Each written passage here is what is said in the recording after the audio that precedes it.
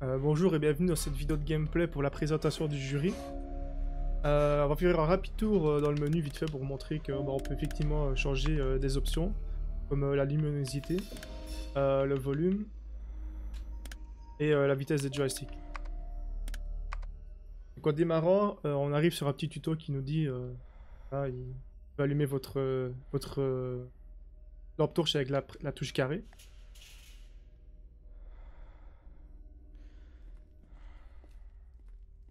Et puis avec la touche triangle, on peut ouvrir notre carnet. Donc sur notre carnet, on a les objectifs qui s'affichent, la carte et des objets qu'on va pouvoir ramasser carrément par la suite. Donc ça fait vraiment un office d'interface. Alors si vous avez remarqué, il y a des petits traits verts sur la lampe torche qui passeront à l'orange et à le rouge en se vidant. Donc c'est simplement la batterie de la lampe torche. Et il y a possibilité de ramasser des piles sur la map. Donc le premier objectif se trouve ici. Donc, dès qu'on s'approche, on peut voir qu'il y a un outline qui s'active pour les repérer un peu plus facilement quand on s'en approche. On est tout près en tout cas. Donc là je vais ramasser des piles pour recharger ma lampe torche.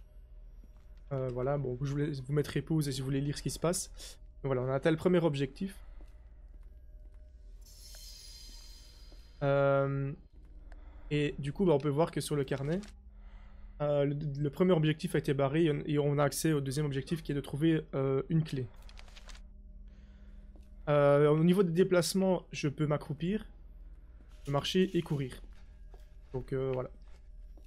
Les portes ne s'ouvrent pas non plus si on n'a pas la clé. La clé se trouve ici.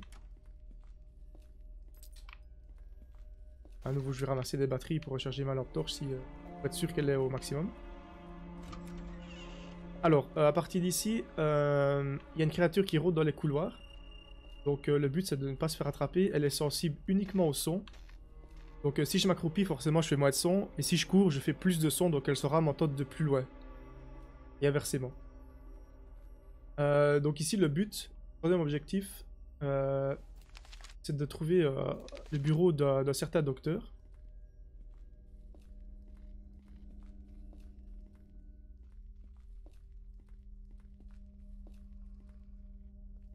Voilà, donc ici on entend légèrement la créature. Je sais pas où elle est, on l'entend. Voilà, donc là ici elle m'a entendu. Donc là elle va courir après moi. Enfin, elle va aller d'abord voir, pardon, à la dernière position où elle a entendu le son. Et puis elle va commencer à chercher un peu à gauche et à droite. Qui va me permettre de pouvoir avoir un délai pour pouvoir me cacher. Si je me rapproche, elle recommence à me courir après. Voilà, et jusqu'à ce que je sois assez loin pour qu'elle ne m'entende plus.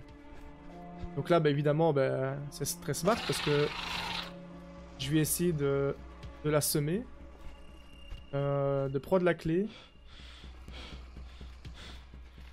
et de partir. Évidemment, mon personnage se fatigue et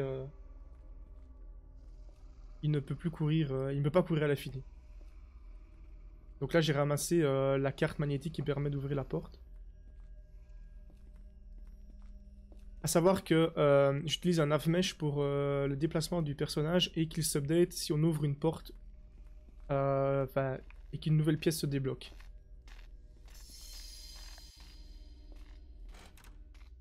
Donc là par exemple, voilà, maintenant ici le monstre peut venir par ici. A savoir que ces patterns, voilà, ils patrouillent aléatoirement sur des points qui se trouvent sur la carte. Donc là voilà, j'ai de nouveau mon quatrième... j'ai déjà mon cinquième objectif. Nous avons rajouté un petit objectif bonus de la salle qui suit.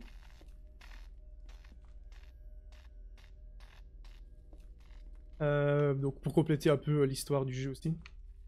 Et donc maintenant je vais me diriger vers l'ascenseur pour arriver à la fin du jeu.